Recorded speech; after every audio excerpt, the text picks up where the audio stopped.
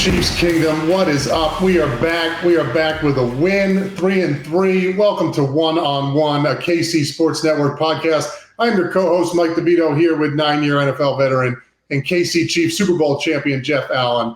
And we're, as always, bringing you all things Chiefs football from a player's perspective.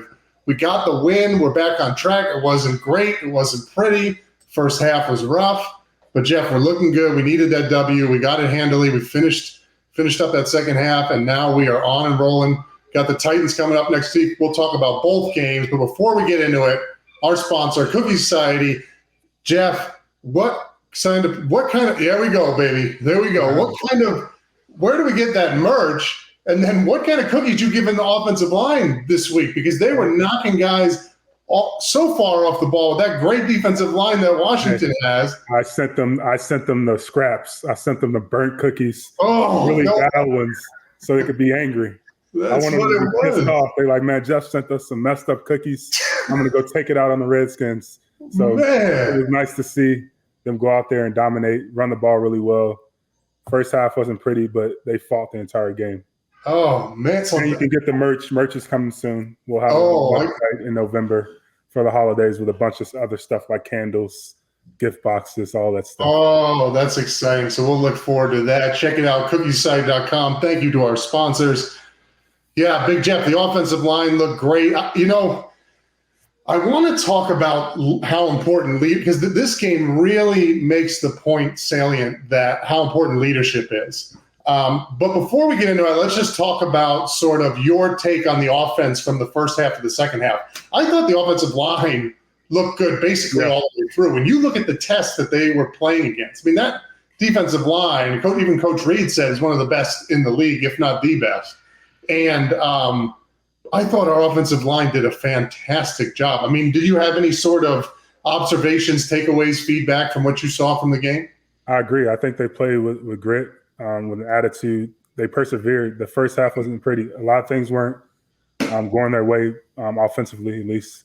There were some miscues there from all positions, but they continued to do their job. They continued to scrap and fight and claw, and then everybody got on the same page in the second half, and that was good to see. Yeah. I had a lot of those moments where, as a defensive lineman, I just can't help myself when I'm watching the game. I'm always watching the defensive line. Like, it's just. Yeah, I don't know if I've told this before, but I was asked to do color commentary up here at the University of Maine. I live in Central Maine, and they would always ask me, what's going on with the defense? What's the offense doing? It's like I have no idea, but somebody tried to swim move up front. And they were running the text game. It's like my eyes are just locked in there. And it was one of those games watching Washington's D-line that I was like, man, I'm glad I'm retired. Because they are just – I remember how awful it is to get driven off the ball like that. And offensive – I just thought they were doing so good. And there was a play in the second half where Creed Humphrey and Trey Smith took Payne about 7 yards off the ball and dumped them. And the cool thing about that, one, it was a great play, the running back at the first down, but I saw Trey celebrate. Yeah, and that means guys are having fun. That means they're into it. They're just not out there, doing their job. They're out there enjoying their job. And I think that shows you what type of group we have on the offensive line. Yeah, and they're bringing energy to this offense right now. I think this is the group this year that's leading the offense and the team right now. Right, and that's pretty awesome to see with all the new parts. There's always room to get better. I'll leave it at that, but. Man, there's a lot more good than bad. Hat tip to Andy Reid and Coach Heck there. Yeah, Rex Ryan always used to say to us in the D-line room, if you ever get driven off the ball like that and dumped, make sure you're looking at your cleats. Like, what the hell? What's something wrong with my cleats? I actually think I saw you do that in practice a few times. Yeah, you were the one burying me, so you didn't see it. I was like, come on, Alan Wright, get this stuff right. What's up with my cleats, man? Yeah, no, they did a great job. There's still some things that worry me, but one of the things that we've harped on all year is how good the leadership is on this team. Now, I've been on a lot of teams, especially when expectations are high, that have, had some struggles, start the game off poorly, and you go into the locker room at halftime and there's just no voice on the roster to rally guys up. And there's a difference between the guy that just says it but doesn't have that gift. We've talked about that gift that certain guys have. There's certain guys that can get up, like the Honey Badger, right? Yeah. Like Mahomes. And when they start talking, it's not just words. You really believe what they're saying. Yeah. You really believe, oh yeah, we can get this back on track, right? And this is stuff that fans don't really get to see. But that's one of the most important positions on the team, is that guy that can rally the team when things aren't going well, and in a way that you really believe what he's saying, and you buy in, and you can see the changes in the second half to the first half, and you know right away that's because Tyron and those guys are leading those guys and yelling at those guys and getting them fired up, and in a way that's real, in a way that guys really trust and buy into, just like. We were there. You got to experience both worlds, but we had EB when I was there. Same thing. I mean, there was nothing like a speech from him. So it's a gift. I mean, there's tons of different styles of leadership, and there's guys that talk, but then there's guys that no matter what the message is, no matter how they prepare it or how they say it, you're locked in. Mm-hmm. And Eric Berry was one of those guys. Yeah. Honey Badger is one of those guys. Patrick is one of those guys. Trying to see another guy that I played with like that. J.J. Watt was one of those guys. Really? Was he? Yeah, where no matter what the situation was, when that person's speaking, all ears are there, all eyes are focused, and they're getting the message. So I think you need guys like that in the locker room, but there's only a handful of guys over the course of my career that I can truly say that no matter what, that's the guy that people are looking to. Yeah, it's not something you can just conjure up and do. Yeah. It really is a gift that you have, just like the other talents that you have on the field. So when I saw the difference from the second half to the first half, and then you heard the talk about what those guys were doing to motivate guys, and Tyron and those guys stepping up, you just knew, wow, that plays. I think that plays a much larger role in the turnaround than people recognize. But you did have some good play. I mean, it felt like the defense settled down, right? They did. Holding Washington at 13 points is a big deal. They settled down. Obviously, offense, they heated up, and they heated up at the same time calming down. You didn't see the crazy throws and the pressure and things and trying to make stuff happen. You didn't see that. Everybody just sort of relaxed and played Chiefs football. And so you really hope that this half now, when I look at that second half, I hope that's the beginning of the end of the old era, right? The end of the first 6 games, whatever was happening for the ups and downs, that's the end of that. Now we're back on track. And we got some tests in front of us. But I mean, it was, all around good game. The guys in the laboratory covered it. Any other sort of thoughts you have on that? There's nothing specific that I can think of. No thoughts besides that second half showed you what type of team the Chiefs are. And I heard someone speaking about, I think it was Marcus Spears. He was on ESPN. He said, normally when a team leads the league in turnovers in the first 6 weeks of the season, they're normally 0-6 or 1-5. Mm.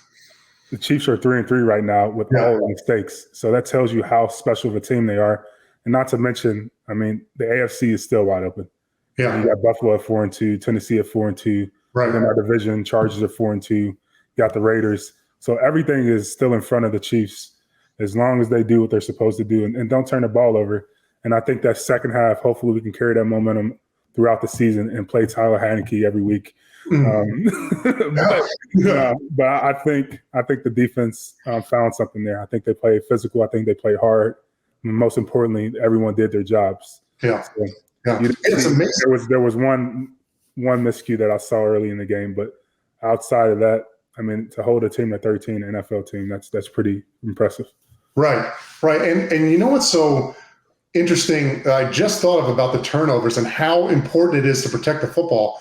This team, Kansas City, could easily be 5-1. Yeah. And really, the difference was turnovers. Mm-hmm. And the defense has been statistically the worst in the league. Yeah. And yet if you take 2 turnovers back, you got 2. You probably have 2 more wins. So even with the worst defense in the league, if you protect the football, this team's 5-1. Exactly. So that just highlights how important it is that you got to hold on to that football. No matter how poorly one phase is playing, you can't force things. And to see that in the second half, the way they put that crap behind them and just took off and did what Chiefs offensive football does, that was good to see. Big test coming out this week. Jeff, Whitney Mercilus. Do you know anything about it? I've heard maybe. Yeah, you see that 5'9" right there? I saw that in the background. I didn't know if you had ordered that. If that was. Yeah, no, that was my college roommate. We were roommates for 3 years at the University of Illinois. Teammates with the Houston Texans. One of my best friends. So I'm doing all of my recruiting right now, trying to get them to realize that, hey, I know we're 3-3 right now, and the media has us, not doing anything, but this is still the Kansas City Chiefs. You have a chance to win the Super Bowl, if you join, and not only join the team, contribute. I think he could be a big part of it. So I'm pushing. I told him I'll give him some cookies, some barbecue, whatever he needs. I got him. I can't give him any money. He has a lot of that. So those cookies, though. Yeah, I'll give him some cookies. So if you think about the line too, with Mercilus, Frank Clark, Chris Jones, you can only double team so many people. I think if we get a piece like that, a proven veteran that can rush the passer, that allows us to put Chris back inside. I think that makes Jarran Reed better. Yeah, honestly, because now that shifts the focus. I mean, the focus is already on Chris Jones while he's out there, but now it's immediately on him at the 3 technique, and that gives him some more one-on-one matchups. And I think that's going to make him a better player for this team too. Yeah. And think about it from an offensive, when you're scouting the Chiefs from an offensive perspective, you have 6 weeks of Chris Jones at end. So even if you phase him back inside, teams still have to prepare for him coming outside to play him out there, which you're going to play a lot different than you're going to play Frank Clark. So you already have teams chasing ghosts. So that's a nice sort of little nuanced technical thing that the Chiefs can do on defense that can, I think, make them be productive. Bring him back into the 3 technique. And then forget it. You add Mercilus on the outside. And again, there's only so many guys you can double team. Yeah. So we'll keep hoping. We'll talk about the Titans game to finish, but we'll keep I'll keep harping on you. I'll keep sending you texts, Jeff. Yeah, definitely. I'll buy him some cookies too. I'm texting right now, actually. I'm doing a podcast, and I'm texting you right now. We want you as a Kansas City Chief. Come on. Yes, that's right. Sign one-on-one podcast. So a couple things that were interesting that happened after the game.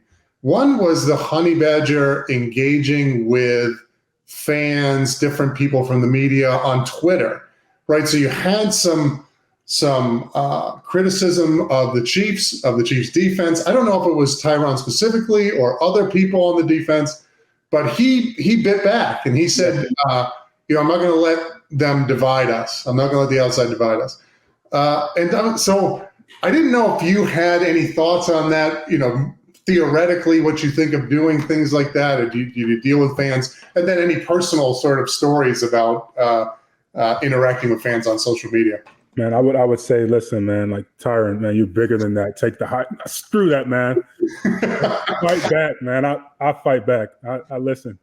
I'm not taking the high road. That's not me. I'm gonna go right back at you, and I think it surprises a lot of people. Yeah, they're trolls. I troll right back, man. I have fun with it. I don't take anything personal. I mean, you can say whatever you want to me. I can remember. during my playing days, I would search my name intentionally, or other offensive line mates. Particularly on road trips when we're coming back on the plane, especially after a win, when we're having some fun, I would search our names and I would read out loud all the negative things.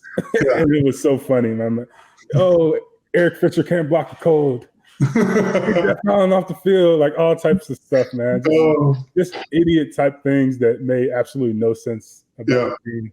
But it gave us good laughs and good fun. But we're human, man. At the end of the day, even when guys don't respond, they see things. And some people take to heart. I honestly, for me, I like to have fun with it. And I try not to take things personally. And I poke back in a fun way. But some guys, I mean, this is what we do for a living. This is what we do at a competitive level. We fight, we work our asses off. So when someone says something that most of the time isn't true, you can get defensive, you can get upset, and it happens. So yeah. I remember my wife sending someone a message on, it was either Twitter or Facebook, saying, basically cussing them out because they were saying bad things about me. I was like, babe, just don't even do it. But I'm glad you said it, because a lot of players, like I used to search my own name. And if you want to look up something funny, Twitter search DeVito and fat ass. If you Twitter search those two things, there's just a column. When Kansas City took it pretty easy on me. The Chiefs fans did. When I was with the Jets, man, they were killer. And we'd get done with the game, right? We wouldn't do well. And they'd be like, Jets fans would be like, Sanchez can't throw the ball, and what the hell is Santonio Holmes doing, and why can't we block? And DeVito is so fat. Why is he so fat? Hey, listen, man. This has nothing to do with Twitter, but it gave me a flashback about us being big guys. We always get fat jokes, no matter what level you're on. And I remember being in college, and we were wearing all white. And during warmups, the running back coach, he recruited me to Illinois. He comes up to me and says, "Man, you got yourself a BMW." And I'm like, "What? I don't have a BMW. I don't have that type of money." He's like, "A body made wrong, but thank God you can play football." Until this day, I would poke fun at people and say, "Man, you got a BMW. Body made wrong." That's just the life we live, man. We always with the bigger guys, and they poke jokes. But that's why I'm so funny, and that's why I'm so witty, and I could come back so fast, because all my life I got the fat jokes. So I was like, you know what? I'm gonna joke back. Yeah, that's good. I wish I would have taken that. I tried to. I was like, I'm not going to engage. You know why I didn't engage? Because I couldn't do it lightly, and so it would have consumed me, and I just would have been on Twitter. Even now, I'm very hesitant to write back. I'm always afraid to just get. Life is way too short to ever take anything a stranger says personally. Yeah. You're not even close enough to me to hurt my feelings, and that's just how I feel about it. So anything that I do in response, it's all fun and games to me. I'm literally having a blast. Like, if you record me while I'm replying to some people, I'm legit laughing. And I'm just like, I know what type of reaction it's going to get. And most of the time, people are just genuinely shocked. I've gotten so many DMs, after replying from people like, "Man, I'm sorry. I was just joking." Like, it's pretty cool that you replied. And that's just the intent of it most of the time. People just want a response, and it makes them feel good, like they accomplished something. But I don't have a problem with guys, replying back. No, I think it's good. I think it's good. The Jets stuff, man. I just have stories for days. Kansas City did take it easy on me, but even my old man, I would get a phone call from my old man after the game, and I'd be like, "How'd it look?" He'd be like, "Man, your face doesn't fit in your helmet. Like, it looks like your head's gonna pop. It's so fat." And then it's like, I'm like, even my old man after the game is getting on me, man. It's all good, man. And I can say this now that we're both retired, but when we were all white, man. All white is killer. Oh, man, I just saw a bunch of marshmallows rolling around the locker room. Whoa. It looks sweet for the skill guys, but big guys, man.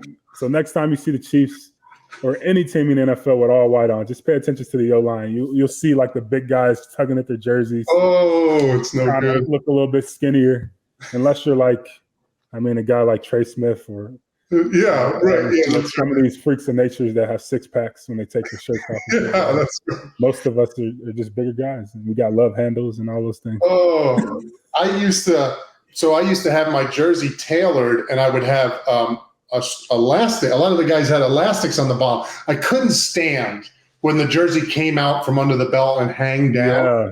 So it was like, listen. Shout out to Alan for tailoring our jerseys and making. Alan was great. Oh, Alan Wright, the KC's equipment manager, is just the best.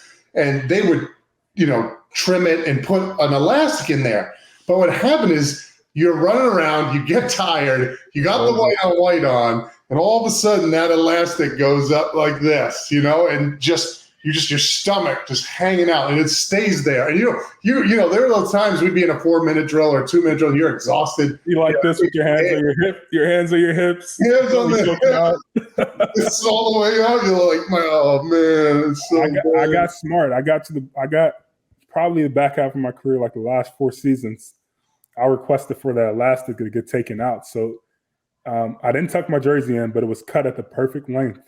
Yeah. No matter what, it never rose up, and it just looked like it was tucked in, and it didn't look like it was squeezing my gut. It was just a relaxed fit, and actually I played better with it. I was confident, man. You look good. Look good, feel good. You play good, man. Deion didn't lie when he said that.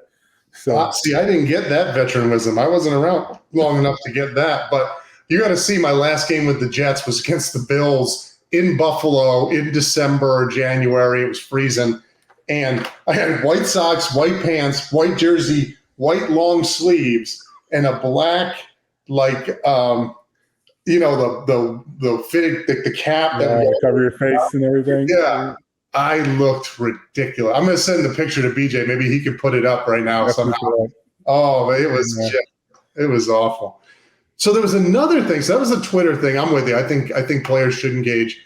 There was another issue with sort of, I'm not even going to get into it because it's not worth touching. But you know, family members having access to the sideline, having access to post game stuff, locker room stuff.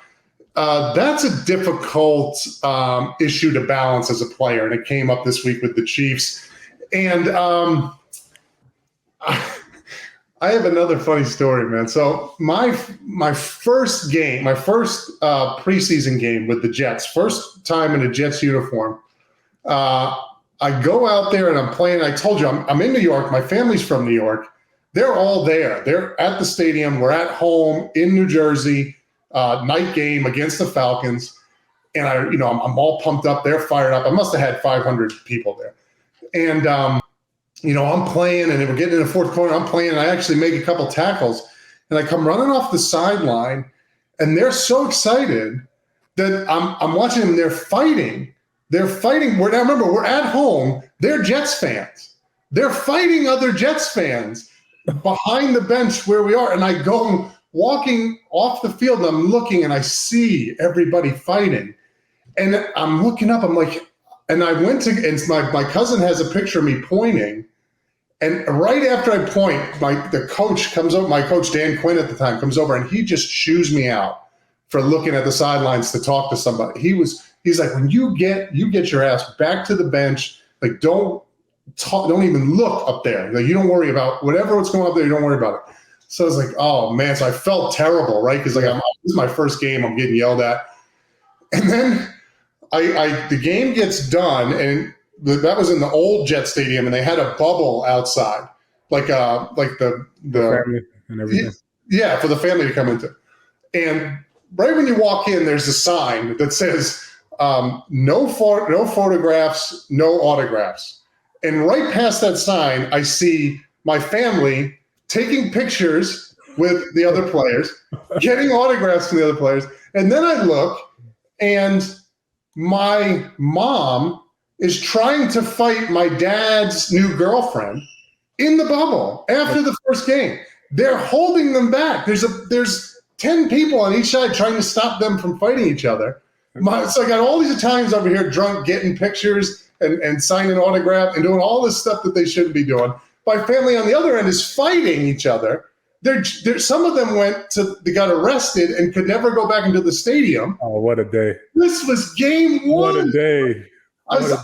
I remember saying, I hope you guys enjoyed this, because they're going to cut me. Like, there's no way they're going to have me back after this madness. I don't add enough value to this team for you guys for them to say, well, if we keep DeVito, it's going to be a street fight. I remember one of the guys saying, like, DeVito, you got to tell your family this isn't like a soccer game where everybody fights, and like, you got to tell them to relax, So I just thought it was interesting, because I just remember, that was my first game, but obviously if that speaks to what my career was like, there's a tension with trying to get your family access, trying to get them involved, trying to get them to see and meet people they wouldn't normally meet, and see places they wouldn't normally see. And at the same time, making sure they don't overstep. And as much as we love our families, sometimes it's a natural thing to do. I didn't know if you had any thoughts or. Well, yeah, I guess I kind of have a similar story, but it wasn't at a game. But as far as like pregame stuff, I never did that with family. I was like, the total off. I turned into I went to complete isolation. Yeah. Like the day before the game, like once we went on the road or we went to the hotel, I turned my phone off. Mm-hmm. Nothing. I didn't respond to text. I didn't do any of that. I didn't want to see you pregame. I just wanted to see you after the game because that was just my routine. Right. The post game, we'd always do the family room and. They meet players and stuff and kind of take pictures sometimes. But I can remember specifically my wedding day. I had a bunch of teammates in my wedding.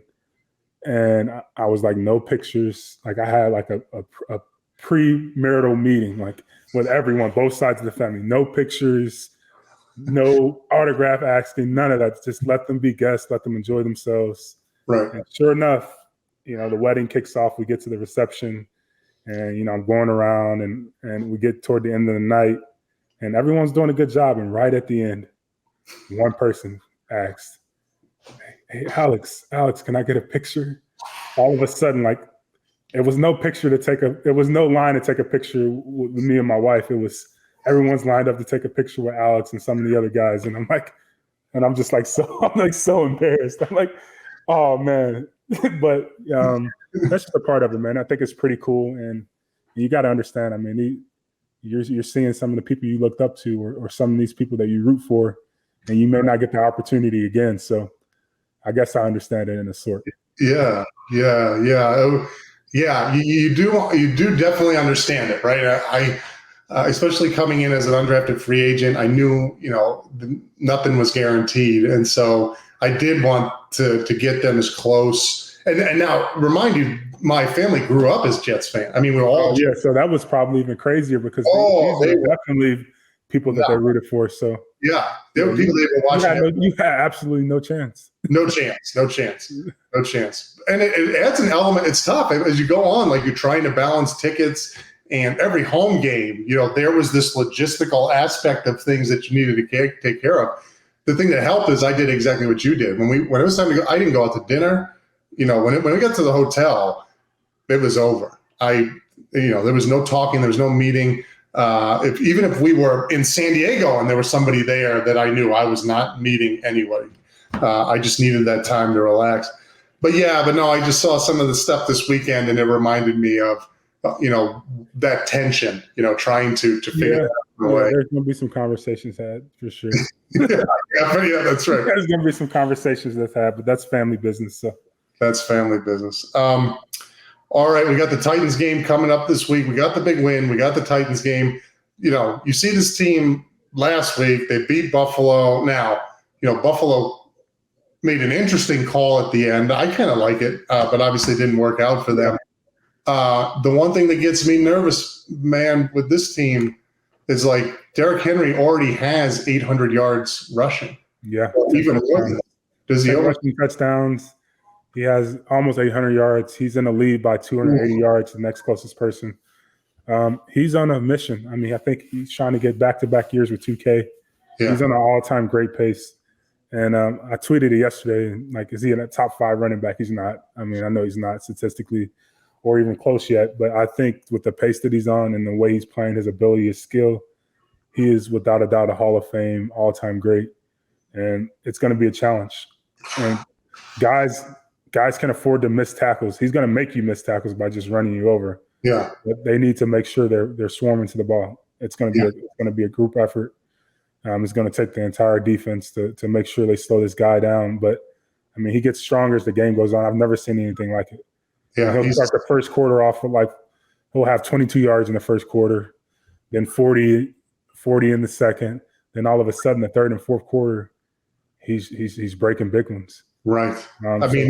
He has stamina, he has the strength, he has all that, and it starts with him. So if they slow him down, they're not going to stop him. No one stopped him yet, but slow him down because he is, the snake, the head of the snake. Yeah. So slow him down.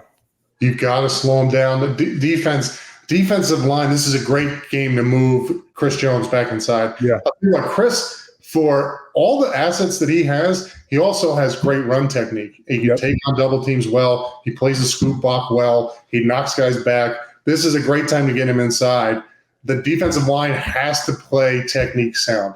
If you let a scoop block or guard or tackle up onto a backer with Derrick Henry going downhill, it's over. It's over with. It's over. You those guys have to be free. You have to play your techniques. You have to set the line of scrimmage, and you cannot let those guys up, because just like you said, you're going to need as many hats to the ball as you can get, and you want those linebackers coming downhill. You do not. So if I'm playing in this game, boy, I'm not even worried about rushing the passer. I think I like the game plan that Buffalo had. Yeah, they did a decent job. It was just, when they didn't, it was some big plays, but they did a good job of movement along the front, moving guys around and not letting them get started. So they were getting some penetration, making them chop his feet, slow down, and they were rallying to the ball before he can get to the second level. The times where they didn't do that, when he got to the second level, you saw him. He broke that long 76-yard touchdown. He cut back on one when he got up on the safety and completely destroyed him.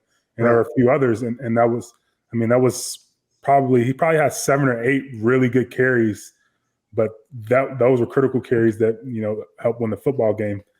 So just making sure that they're doing everything in their power, that Spags has a good game plan, and guys are rallying to the ball and getting penetration in the backfield and slowing them down. Yeah. Don't let him get started, because if you let him get started, there's not. He stiff-armed the defensive end yesterday like he was a DB. Yeah.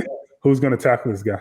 Jeff, this is one of those games that I've always said this isn't a team with Kansas City and the way how explosive their offense is. They have to worry too much about stopping the run. This is one of those outliers. No, you pick up 30 yards a clip running the football downhill. I wouldn't. If I'm the Titans, I'm not too concerned about passing the football. No, they're not. He averaged 7.2 yards a carry yesterday.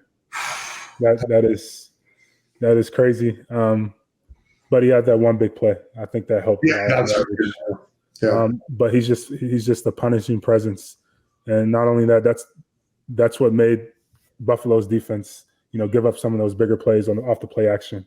Yeah, AJ Brown streaming across the middle.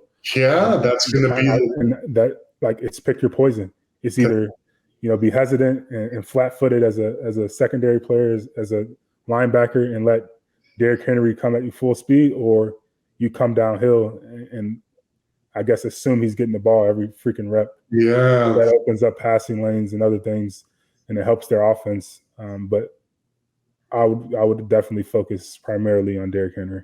Yeah. It's a great game for one of those 46 fronts where you got 2 ends, 2 tackles, and the head up nose, and guys up front. Man, all right. Well, we're gonna go get it, brother. We got that confidence rolling in the right direction. Chiefs Kingdom, thanks for tuning in. We will see you next week, hopefully with another W. Big Jeff, love you, brother. Thanks for coming on, and go Chiefs. Love you too. Go Chiefs.